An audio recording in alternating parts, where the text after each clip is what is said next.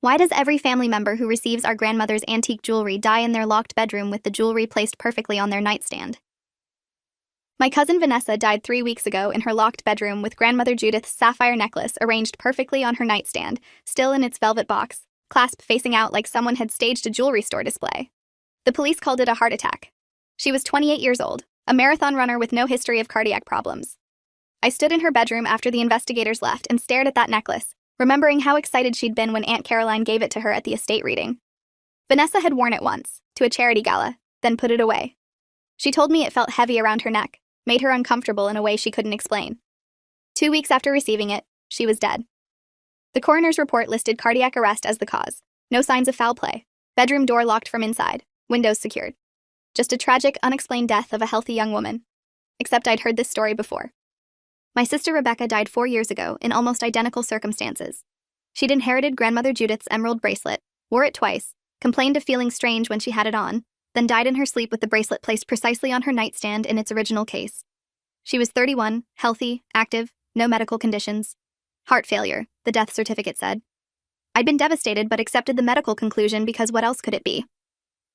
Now, standing in Vanessa's bedroom, I felt something shift in my understanding. 2 healthy young women, both inheriting grandmother's jewelry, both dead within weeks, both found in locked rooms with the jewelry displayed on their nightstands. The similarity was too precise to be coincidence. I took photos of how the necklace was positioned, noting the exact angle, the way the box lid was propped open, the distance from the lamp. Then I went home and started searching through family records. Grandmother Judith had died 15 years ago at age 87, leaving behind an extensive collection of antique jewelry she'd accumulated over 6 decades of marriage to my grandfather, Thomas Whitmore, a real estate developer who'd made millions in commercial properties during the 80s. The jewelry collection was appraised at over $2 million, pieces dating back to the early 1900s, some with documented provenance to European nobility. In her will, Judith had specified that each piece should be given to female family members as they reached certain milestones: marriages, graduations, significant birthdays. Aunt Caroline, Judith's daughter and executor of the estate, had been carefully distributing pieces according to those instructions. Rebecca had received her bracelet after completing her medical residency. Vanessa had received her necklace after making partner at her law firm. Both achievements Judith had specified should be rewarded. I pulled out old photo albums and started making a list of who else had received jewelry from the collection. My mother had gotten a pearl choker 20 years ago when she turned 50. She'd worn it to a few events, then stored it away, saying it made her neck itch. She was still alive, healthy at 70. My cousin Diana had received ruby earrings 10 years ago when she got married. She'd worn them on her wedding day, then never again. Also still alive. But as I dug deeper, checking obituaries and death records, I found others. My great-aunt Marianne had received a diamond brooch in 2003, died 6 weeks later in her sleep, heart failure, age 54. My second cousin Helen received an opal ring in 2008, dead within a month, sudden cardiac arrest, age 42. Both found in their bedrooms, both with the jewelry placed on their nightstands. I counted 7 deaths over 15 years, all women who'd received pieces from grandmother Judith's collection, all dying within weeks of receiving them, all from unexplained heart failure in locked rooms. The statistical impossibility was staggering. 7 healthy women dying of sudden cardiac events shortly after inheriting jewelry from the same collection? I made spreadsheets, cross-referenced dates and causes of death, documented every detail I could find. The pattern was undeniable. Someone was killing women in my family, and the murders were connected to grandmother Judith's jewelry. But how? The rooms were locked from inside. No signs of forced entry. No obvious causes of death beyond cardiac failure. And why would someone stage the jewelry on nightstands afterward? It felt ritualistic, deliberate, like the killer wanted the connection noticed. Unless the killer didn't realize the pattern would eventually become visible. Unless they thought isolated deaths spread over years would never be connected. I called the detective who'd handled Vanessa's case, a woman named Lieutenant Rachel Hoffman from the County Homicide Division. I told her I needed to discuss my cousin's death, that I had information about a potential pattern. She invited me to the station that afternoon. I brought my spreadsheets, my documentation, photos of Rebecca's and Vanessa's bedrooms showing the identical jewelry placement. Hoffman listened carefully, making notes, asking questions about my research methodology and sources.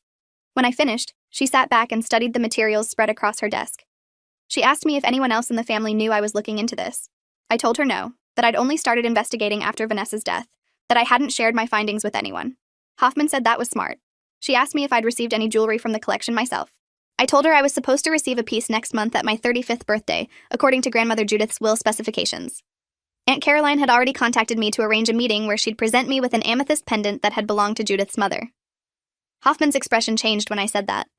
She asked how many other family members knew about this upcoming gift.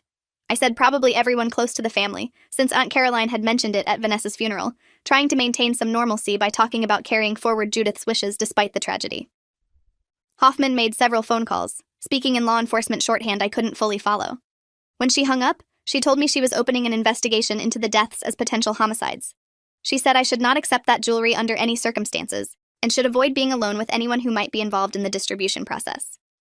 I asked her who she suspected, and Hoffman said the obvious person of interest was Aunt Caroline, since she controlled the jewelry collection and decided who received which pieces and when.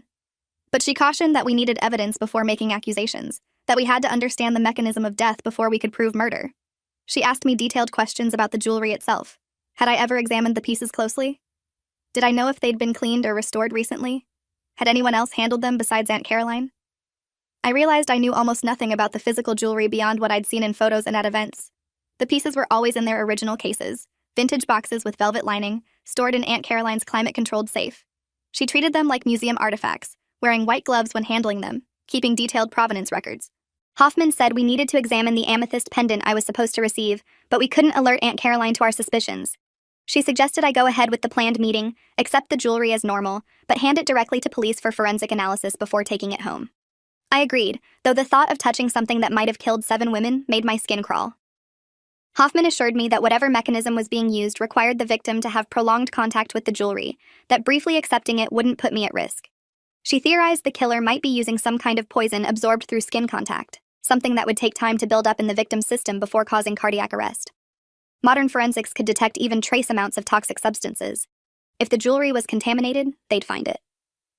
The meeting with Aunt Caroline was scheduled for Saturday afternoon at her house, a sprawling colonial in the suburbs that had belonged to my grandparents before Judith died. Caroline had inherited the property along with her role as estate executor. She lived there alone since her divorce 8 years ago, maintaining the house exactly as Judith had kept it, like a shrine to my grandmother's memory. I'd always found Caroline's devotion to Judith's legacy a bit excessive, but I'd attributed it to grief and a desire to honor her mother's wishes. Now I wondered if that devotion masked something darker. If Caroline was killing women in the family, what could possibly be her motive? The jewelry wasn't hers to keep. She was merely distributing it according to Judith's instructions, unless there was something about those instructions I didn't understand. I arrived at Caroline's house wearing a wire provided by Hoffman's team. Undercover officers were positioned in vehicles down the street, monitoring my conversation, ready to intervene if anything went wrong. Caroline greeted me warmly, hugging me and expressing again how devastated she was about Vanessa's death. She looked exhausted, dark circles under her eyes, her usual polished appearance slightly disheveled. She said the family was cursed, that she couldn't bear losing anyone else, that these tragedies were tearing her apart. I felt a twinge of guilt for suspecting her, but I pushed it aside. 7 women were dead. Someone had killed them. I needed to know the truth. Caroline led me to Judith's old sitting room, where she'd set up tea and cookies like this was a social visit. The amethyst pendant sat in its velvet box on the coffee table, the deep purple stone catching light from the window. Caroline explained that this piece had been in the family since 1890, originally belonging to my great-great-grandmother, passed down through generations of Whitmore women. Judith had specified it should go to me on my 35th birthday because she believed I embodied the strength and intelligence of those ancestral women. Caroline's voice trembled as she spoke, tears forming in her eyes. She said she was honored to fulfill Judith's wishes, but terrified that something terrible would happen to me too. She begged me to be careful, to see a doctor if I felt unwell after wearing the pendant, to promise I'd take care of myself. Her emotion seemed genuine, and I found myself doubting the investigation. Could Caroline really be murdering family members while crying about how much she missed them? I asked her directly if she thought there was anything strange about the pattern of deaths among women who'd received Judith's jewelry. Caroline froze, her teacup halfway to her lips. She set it down carefully and asked me what I meant. I told her I'd noticed that several family members had died shortly after receiving pieces from the collection, that the similarities seemed concerning. Caroline's face went pale. She said she'd noticed it too, that she'd been haunted by the pattern for years but hadn't known what to do about it. She said she'd tried to talk to police after Vanessa died, but they'd dismissed her concerns as grief-induced paranoia. Caroline said she'd been terrified to give me the pendant, that she'd almost refused despite Judith's instructions, but she didn't have the authority to override the will without a court order. She said she'd contacted multiple lawyers trying to find a way to stop the distributions, but they all told her she had to follow the will's specifications or risk legal action from other beneficiaries. She pulled out files showing correspondence with attorneys, documentation of her attempts to halt the jewelry gifts. She'd even contacted a gemologist to examine some of the pieces, looking for anything unusual, but the expert had found nothing beyond normal antique jewelry characteristics. Caroline said she felt responsible for the deaths, that she was facilitating murders by following Judith's wishes, but she didn't know how to stop it without proof of wrongdoing. I asked her if she thought grandmother Judith had intended for the jewelry to kill people. Caroline's expression shifted to something I couldn't quite read. She said Judith had been a complicated woman, brilliant and controlling, obsessed with the Whitmore family legacy and bloodline. Caroline said her mother had strong opinions about which family members were worthy of carrying the Whitmore name forward, and which were disappointments. Rebecca had married someone Judith considered beneath the family's station. Vanessa had chosen career over starting a family, which Judith had criticized constantly. Marianne had divorced and remarried. Helen had been openly critical of Judith's traditional values. Caroline said she'd started to wonder if Judith had engineered these deaths from beyond the grave, using the jewelry as a weapon to eliminate women she deemed unworthy. The theory sounded insane, but it also made terrible sense. Judith had been a formidable woman, iron-willed and exacting, someone who demanded complete loyalty to family traditions. She'd controlled my grandfather's fortune after he died, managed the family's social standing, decided who was invited to family events and who was excluded. She'd had decades to plan an elaborate revenge against future generations who failed to meet her standards. But how could jewelry kill people years after her death? Caroline said she'd researched poisons and toxins, trying to understand the mechanism. She'd learned about substances that could be applied to metal or stone and remain potent for years, compounds that absorbed through skin contact and accumulated in the body over time until they caused organ failure. I asked Caroline why she hadn't gone to police with this theory. She said she had no proof, just speculation and pattern recognition. She said authorities would think she was crazy, that they'd attribute the deaths to coincidence or natural causes. She needed someone to believe her, someone to help her prove what was happening before more women died. I realized Hoffman had been right to wire me for this conversation. Caroline wasn't the killer. She was another victim of Judith's posthumous conspiracy, trapped in the role of executor, forced to distribute murder weapons to her own family members. I told Caroline I'd been working with police, that I had evidence of the pattern, that we were going to examine the amethyst pendant forensically. Her relief was visible and immediate. She said she'd cooperate fully with any investigation, turn over all records, anything that might help stop the deaths. Hoffman's team arrived within minutes of my signal. They carefully collected the amethyst pendant using proper evidence handling protocols, photographed everything in Caroline's sitting room, and took Caroline's statement about her suspicions regarding Judith's intentions. Caroline provided access to Judith's papers, including journals and correspondence that might reveal her state of mind when writing the will.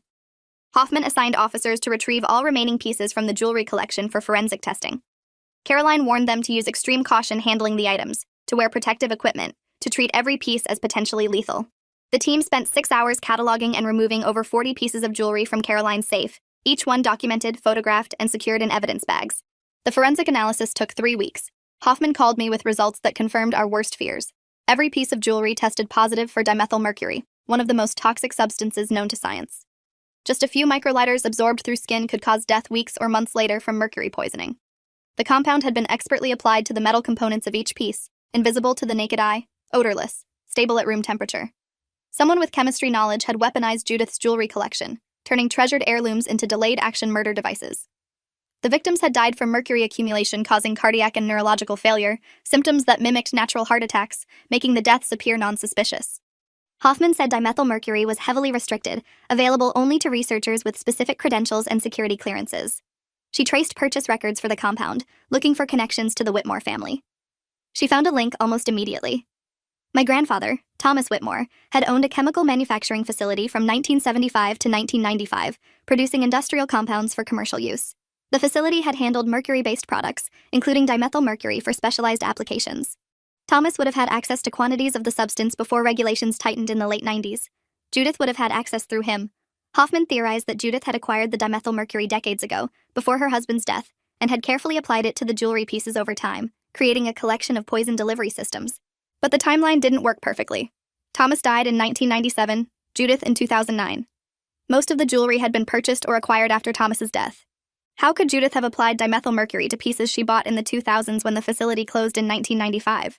Unless someone else had access to the compound. Unless someone had helped Judith prepare the jewelry.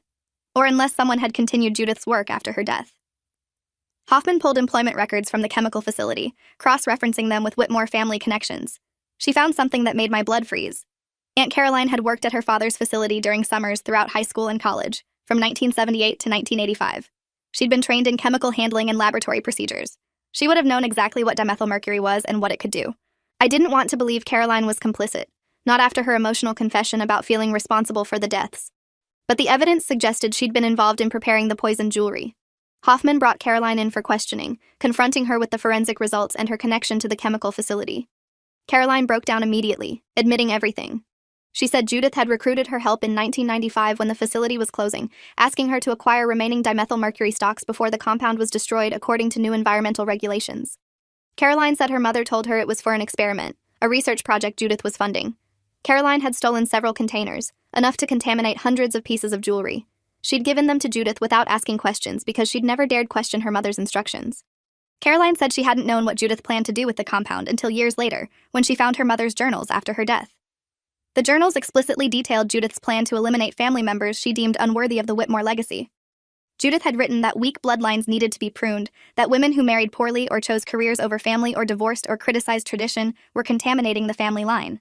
She'd spent years acquiring jewelry specifically to be gifted to these target women, applying dimethylmercury to each piece, then writing detailed will instructions ensuring the poisoned items would reach their intended victims. Judith had even calculated the approximate time of death based on expected exposure levels, timing the gifts to maximize the period between receiving the jewelry and showing symptoms. Caroline said she'd discovered the journals in 2011, 2 years after Judith's death, right after Marianne died. She'd realized then what her mother had done, realized she'd helped create the murder weapons, but she'd been too afraid to come forward. She'd thought about destroying the remaining jewelry, but Judith's will was legally binding, and Caroline feared she'd be prosecuted for theft or mismanagement of the estate if she deviated from the instructions. She'd consulted lawyers under the guise of estate management questions, trying to find a legal way to stop the distributions, but they'd all told her she had to follow the will. She'd felt trapped, watching women die, knowing she could prevent it but seeing no way out without confessing her role in acquiring the poison. Hoffman arrested Caroline for accessory to murder and conspiracy to commit murder. Caroline's defense attorney argued she'd been manipulated by her mother, that she hadn't known the dimethylmercury's purpose when she stole it, that she'd been a victim of Judith's abuse and control.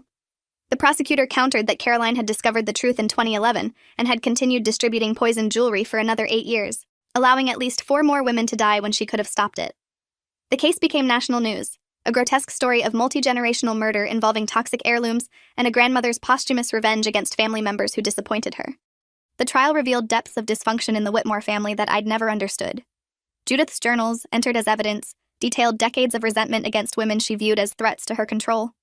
She'd hated my mother for being too independent, despised Rebecca for her career ambitions, loathed Vanessa for refusing to have children. Each woman targeted for death had committed some crime against Judith's rigid worldview. The most disturbing entries described Judith's satisfaction in planning their deaths, her certainty that she was protecting the family from contamination, her belief that future generations would thank her for maintaining bloodline purity. She'd written that she was performing a sacred duty, that weak women needed to be removed for the family to thrive. Testimony from family members painted Judith as a tyrant who'd terrorized everyone around her.